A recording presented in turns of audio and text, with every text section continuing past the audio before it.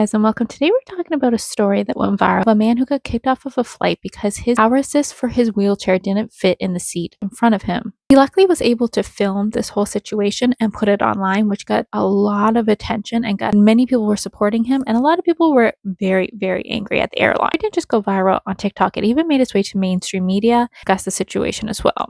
The person involved in today's story is Shane Hyrerick. He makes videos about traveling and accessibility. He has a TikTok about this, and he has a YouTube trying to show accessible places for people who are wheelchair users. It's helpful for and making these videos is definitely helpful for a lot of people.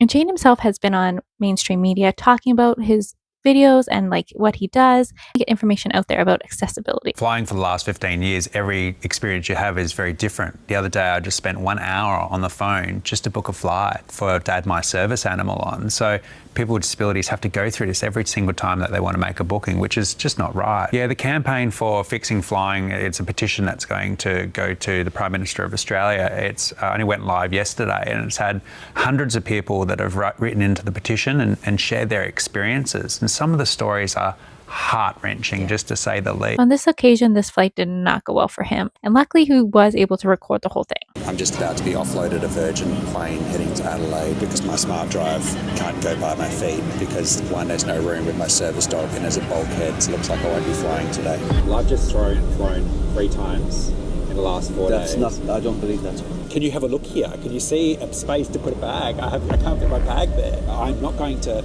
have a smart drive roll around and hit my dog. Okay. I flew 4 flights in the last week. I've had absolutely no issues with Virgin Australia. And they've done the wrong thing then, just to accommodate you. So What's weird is like the flight attendant is like, yeah, no, I don't think you have. You don't think he's taken flights recently? Like, what are you talking about? Like, what are you talking about? This is so weird. And it's like for them to be like, oh, well, they just accommodated you. It's like, yeah, I'm sure it's probably a pretty easy accommodation. Like, he clearly can't fit that under his seat. Like, not the one in front of him, the one by his dog he could, but like he's saying, it's going to slide. He can't put it there. repeat myself again. I can't fit anything here. There's a bollard here, and my service dog is taking up all this seat. Either I abide by the rules, or you can't fly with us. I have an alternative. That's the rules. I forgot we had the back row. I can strap it underneath the seat there if you want me to do that. You can put it anywhere on the plane you like, and this is why people have anxiety traveling. It's crazy that they like first offer a solution like, oh yeah, we can put it somewhere else. He's like, yeah, that sounds great. I don't care where it goes. Like, you can put it anywhere or move me somewhere, but just like let me have this flight and let's go. Like, I just can't put it in front of me because there's literally no spot to slide it. You can even see that in like the chair. There's not like a chair where you can slide under. It's like a chair here, and then this thing blocks it where he's sitting, and then another chair. But he has no place to put it under his seat in front of him besides the one that has his dog, which he can't put that thing beside the dog. It's quite big, and it is going to roll because what it is used for, it's for manual wheelchair users. You put this on and it's able to help assist the wheelchair. Yeah, you're not going to want that right by your dog and have him getting hit with this because it's quite heavy. So yeah, no, you're not going to put it right by the dog. That's crazy. Okay, what's your name? Jenna, I'm the customer experience manager. If you have a look here, I've got a service dog right here. There's nowhere for her to go. I've just flown 4 flights. I've had no issues. It's not that big, the battery. So can we put it under the seat and see what it looks like? Because it rolls. It's got 16 wheels in the battery. Have you looked at the battery? No, I haven't. So we have 2 choices here. We need to put it under the seat, or... But how are you going to put it under my seat? There's nowhere to put it, but you can't fit it here. Battery, so it needs to go under your seat. It can't go here. I understand what you're saying with it rolling around. Have a look here. They go. It is designed to move. You put it on its side, it will slide. It will move around. So we apologise for the inconvenience caused. Thank you. If we can get it in a bag, would you be happy to put it under there? Or? But look at this bulkhead right here. Like, it's not designed that I can put a bag under there. It's not a bulkhead, it's just the seat. I didn't choose to sit here. You put me here as an airline. I didn't make a decision to sit in the seat. Okay, alright, okay.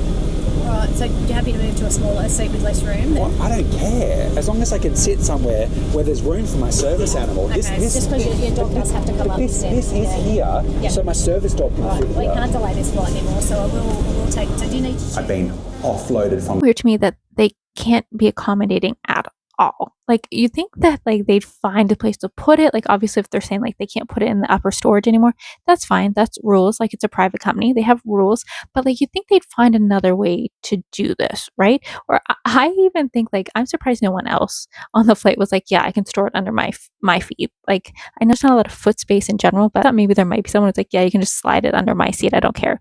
Or for the flight attendants to be like, yeah, we do have this one spot, or like, or try to figure it out in some way possible. The plane in front of everybody watching.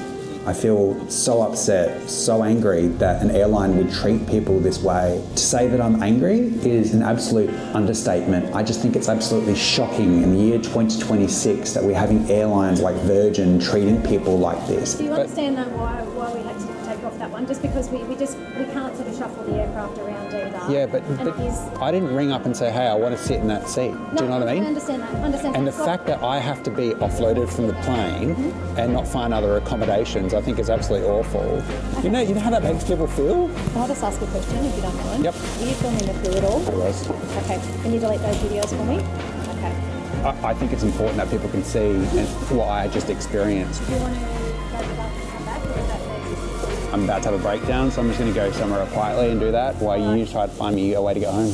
Obviously, he wants it with him, right? Like, as a carry-on. You're not going to put it underneath because he's using it for a manual chair. So you need it quite quickly to help with that manual chair.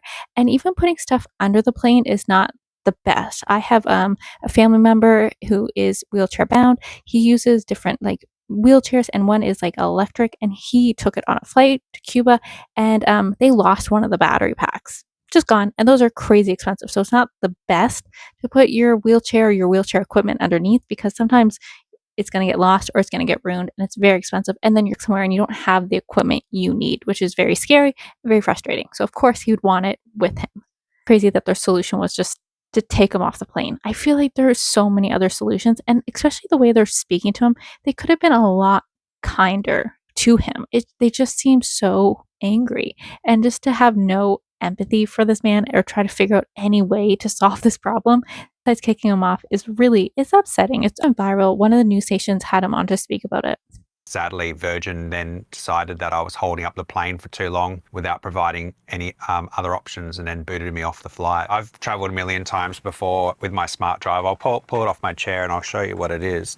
And it literally just goes in the overhead locker compartment of the plane. The smart drive itself is made of wheels, so it's designed to roll. The only safe space to put it, in my opinion, is the overhead locker, where it's nice and secure for the duration of the flight. The new rules that have just come into play stipulate that all batteries, regardless of the size and the casings, need to go down by your feet. I have no issues about where it's put on the plane, but the airliners chose to put me in this particular seat, which has no legs. Things could have happened in this scenario. They could have moved me to another row. They could have placed the battery in another compartment, but they chose not to. They just chose the best thing for them was to offload me off the plane. But the thing that really upsets me the most out of this experience is the way that the staff communicated and treated me. These experiences, they are not isolated. They happen every single day. People don't have a camera and editing tools and a platform to share their experiences. So those experiences don't get heard. But all you need to do is read the thousands of comments that have come in the last 12 hours. This is discrimination, and Virgin Australia needs to make it. I think it's very fair for him to say, like, some accommodation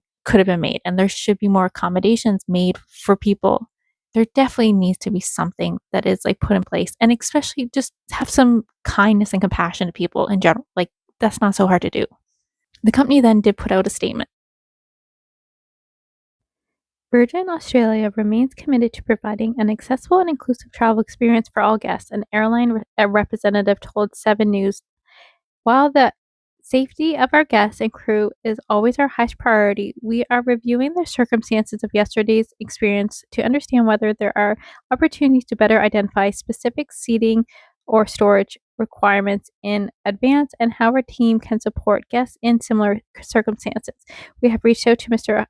Hyrock to find out more about his experience, and we are reviewing the circumstances that led to this unfortunate outcome for one of our guests. Hopefully the airline will put in some procedures to make it easier for people who are using wheelchairs to get on and to have good seating and to be able to store their equipment. Think about the situation. I'd love to hear your opinions below. Thanks so much for joining. Bye-bye.